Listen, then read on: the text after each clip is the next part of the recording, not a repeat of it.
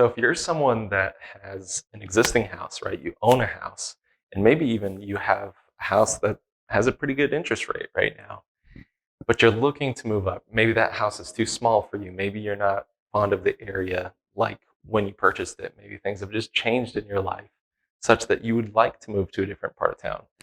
You'd like to upgrade into a different home, but you kind of feel stuck because you have this great interest rate. It's beautiful and it's low and everything's great.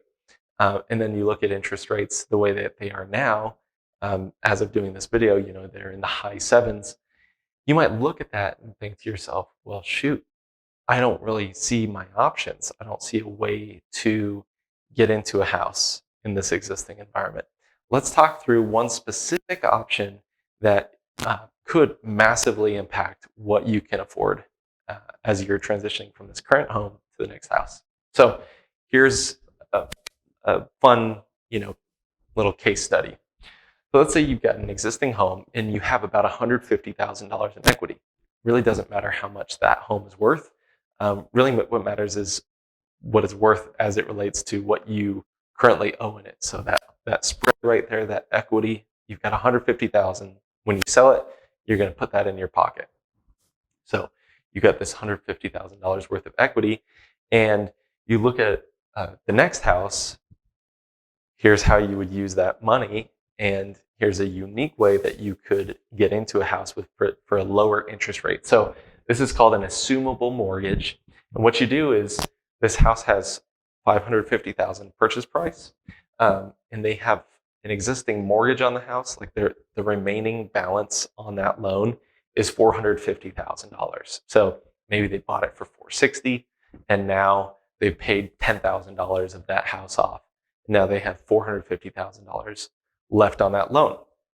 Now, if it's the right loan type, you can assume that loan, meaning you can work with the bank, work with a loan service provider, and you could say, hey, I get to pull that loan and treat it as my own. And so instead of the current owner keeping that loan, you get to assume that mortgage. And the existing homeowner gets to walk away from that mortgage. It's not like they're still on the hook for it in any way whatsoever, because you still have to qualify for that loan. But here's how this would work. So you've got $550,000 purchase price. The existing loan is $450,000. You would take $100,000 in cash that you got from selling your other house, and you'd be able to make up this difference, because 450 minus 550 minus 450 is $100,000. That's the cash that you need to come up with. Now, think about this. Other home buyers, if you're a brand new homeowner, you've never owned a home before, not a lot of those folks have that cash on hand. So that's the beauty of this, and that's why it works really well if you're trading up for the next house, because you're able to take equity out of your house and use it for this next purchase. So here's a couple things. Here's a couple caveats. It's not like you can just do this with any house that you really want to, right? So you've got to have an FHA loan or a VA loan. And VA is for veterans. And a lot of people think, oh, well, you can't take on a VA loan. Actually, you can. The unfortunate thing here is that there's an entitlement. So they may lose their entitlement, meaning they may not be able to go out and purchase another house. Or they may have just reduced how much they can use toward their next home purchase. So they may not want to do it if they're a VA homeowner and they have a VA loan, but it could be very advantageous for you. Why? Because they might be able to make another $100,000 on this house, right? They might be able to sell it for much more than they would in any other circumstance. And you are very happy to purchase it at that higher price, because the loan amount, your monthly mortgage payment is going to be much lower, because some of these loans are at 3%, right? Or sub 3%. And obviously you can't go on the market and find a sub 3% loan otherwise.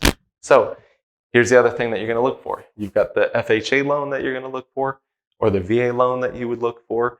And then the other thing that you'd be searching for was homes sold between July of 2020 and January of 2022. And that kind of fluctuates because there's still great loans to be had outside of that timeline. But think about this. In this timeline, a lot of those homes were selling for more than previous years. And that's good because this gap here is lower. So you don't have to come up with as much cash out of pocket. So let's say that you were able to take your $300,000 house, $350,000 house, and purchase a $550,000 house instead. Because you have this equity to translate into it, your mortgage payment might not even be that significant. So a $450,000 mortgage at 3%, give me a second here. Let me calculate what that would look like. So it'd probably be 450,000 times 50. It'd probably be $2,200-$2,300 a month for this mortgage for a $450,000 house. Whereas otherwise, this $450,000 house, let's see here, at current rates, it's $3,150. So you're going to save almost $1,000 a month by using this strategy. And I mean, I don't know about you, I could use that $1,000 a month on something other than paying for a house that otherwise is very, I'm happy to have that house. So, and you might not actually be able to otherwise qualify for this house, right? Your debt to income ratio, your income doesn't have to be as high because that mortgage price is reasonable, right? So, some other things to think about. You still have to qualify for it, right? You don't actually work with a lender necessarily. You're going to work directly with a loan service provider to make this happen. And not all agents are comfortable with doing this sort of thing. They're not all willing to be patient to find this kind of house.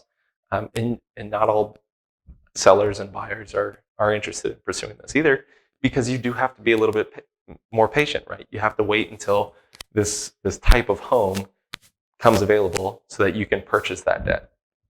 So if you are looking for some creative ways to upsize in your house, you can, one, call me and I can help you look at your specific situation, or two, you can like and subscribe or check out some of our other videos that may be helpful to you as you plan out your real estate future. So thanks. Catch you on the next one.